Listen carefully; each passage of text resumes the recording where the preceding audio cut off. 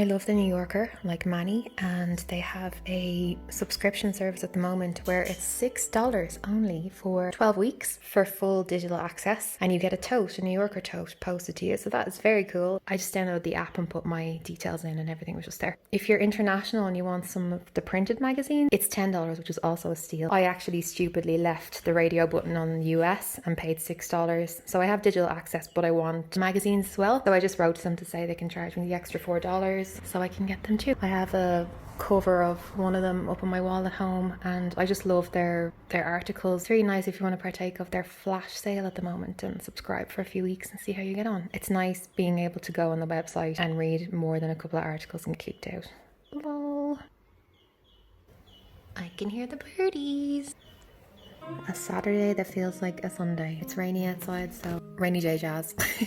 And more New Yorker. Today, I always do this, I don't know why, but look, it's my thing. Today is Saturday, April 25th. As you've seen from my videos of making a lot of stuff, I'm going to make pesto. I only have 2 packets of basil, which is absolutely fine. 40 grams is enough. I usually try and work at about 60 to 70 grams, but that's, you know, the stocks were low and I didn't want to buy everything. Parmesan, about 50 grams. Garlic cloves, 3. Crushed, about 50 grams of pine nuts, 100 grams of a good strong peppery olive oil. I basically like my pesto to punch me in the face, so I put in 3 cloves as opposed to, well, I don't know, I've just kind of finessed it over the years of what I like anyway. The nuts are delightful, but they're not that strong. So the things that are going to make it really, really strong is piqual, because it's a really, really peppery olive oil. An extra bit of garlic. You could even put 4 cloves in. You just use a lot of salt and pepper. I'm just going to use my smoothie maker for this. It's almost like a little rip off NutriBullet. I owe it nothing and it owes me nothing. I bought it in Media Market here for, I'd say, with delivery, maybe €30. And I've used it to make celery juice, smoothies, sauces, pesto a million times. I'm surprised it's still alive, to be honest. I do find that the nuts and the cheese can get trapped, so you have to scrape it down a bit, but it's the fastest, cleanest way to make it. As I was saying again, it's basically just the measurements I use. Everybody's different. Like a larger pesto, you want about 150. Salt, pepper, lots of it, taste as you go along. And yeah, blitz it all up and that's it. You can keep it in the fridge for up to a week and it just gets better and better. It will separate, so you have to stir it before you use it, but it should be very glossy and green, and it's going to smell really punchy and potent, which is what we want. So that's 40 grams in there. I'm gonna push that down. The kitchen smells so nice, making me so happy. I know this is gonna obliterate it all anyway, but I just like to rip every leaf so I can smell everything as I go along. Another thing about making your own pesto, once you make your own pesto, store-bought pesto does not taste in any way good. It's just not as good. When you make your own, it's just so fresh and punchy and you'll never go back. The other thing I meant to say was you don't have to toast your pine nuts. I've seen that in recipes and people have said it to me that they toast them. You don't need to toast them. You can just throw them right into the blender thing. Okay, there's all my delightful layers ready. Just gonna blitz. It's crunch time. This might happen to you. Just open it, scrape it down and then go again. So that's done. I whisked it a bit more than I wanted to because the leaves kept getting stuck, but that's good. It tastes so good. Just with to scoop it in this little bowl where I'll keep it now for salads and whatever. Yeah, that took less than 15 minutes.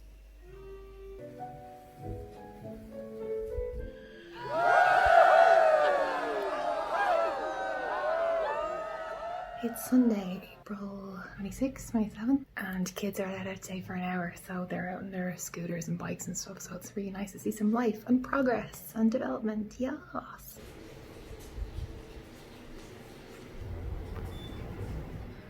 Today is, shaking. Today is the 28th of March, and it's not like any other day because I'm going to the coffee shop to get a coffee. This is extremely exciting. I mean, I make my own coffee every day and that's nice to have the machines, as you know, but to have it like handed to me and made for me is awesome. Leaving my building to get coffee. So exciting. I haven't walked up here since bars and restaurants were open, and I think later in the week I'll go to the one near the cathedral because I haven't seen the cathedral or Ramla Square for weeks and weeks, since March 12th, so I'm gonna go there in a few days to switch it up. God, content has really changed.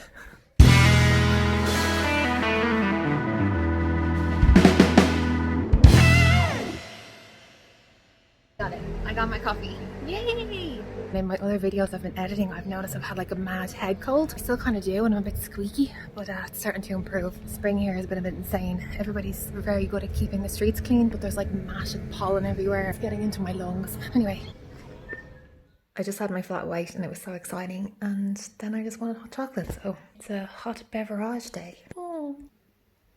Ooh, sexy hiking socks alert. So I've had my flat white from NOAT and I've had my hot chocolate, and it's probably time I put something in my stomach that's, you know, nourishing. Today I'm going to make SHAKSHUKA. You need olive oil. It doesn't need to be that hot when you're cooking it, so I'm going to use this good olive oil. You need 1 large onion chopped. I'm using frozen as usual. You need 3 garlic cloves chopped. I'm using frozen as usual. You need a red pepper, thinly sliced, which I'm about to do. Oh, this is an New York Times recipe, by the way, and it's got 5 stars of like over 1,000 ratings. So what could go wrong? There's serves 4 to 6 if you use 6 eggs. Apparently, I'm just going to use 4, and we're going to have it for lunch. And it doesn't seem like a lot with vegetables and eggs, so we'll see. You need paprika. You need cayenne pepper, but I don't have it, so I'm just going to use my hot sauce. Cumin, a can of tomatoes, diced, not pureed, salt, pepper, and yeah, that's pretty much it. And feta. You can also serve with cilantro, but I don't have that, so, which is a pity because I love cilantro, but you know, needs must. We'll work with what we have. We start with cooking the pepper and the onions and garlic for 20 minutes. Well, the peppers and onion for 20 minutes, and then throw in the garlic. They've been softening now for about 20 minutes. I'm going to throw in the garlic for 2 minutes, then all the spices, then the can of tomatoes to simmer for 10 minutes, and then crack the eggs in and put the feta on. It says to put the pan in the oven with the eggs, but I obviously don't have an oven and it seems like a lot of work, so I'm just going to put a lid on and cook them that way and cook them on a low heat. The cumin is in there and the paprika. Now I'm going to pour the can of tomatoes in, let it simmer with plenty of salt and pepper. Next I'm going to crumble in the feta. That's 100 grams. It says to use 145. 5 ounces, but that's plenty, so I'm going to do that next. Add in 4 eggs. I'm going to make little wells and put them in. It's coming along nicely. The eggs are still quite raw, so I'm going to put the lid back on. So I'm going to make some toast now with olive oil. I'd love focaccia or something with this, but again, it's what I have. Hey, it's done. It needs a bit of colour, but sure, look. The lid I was using, it wasn't cooking the eggs fast enough, so I used the smaller one and put it really tight, and they cooked within seconds. So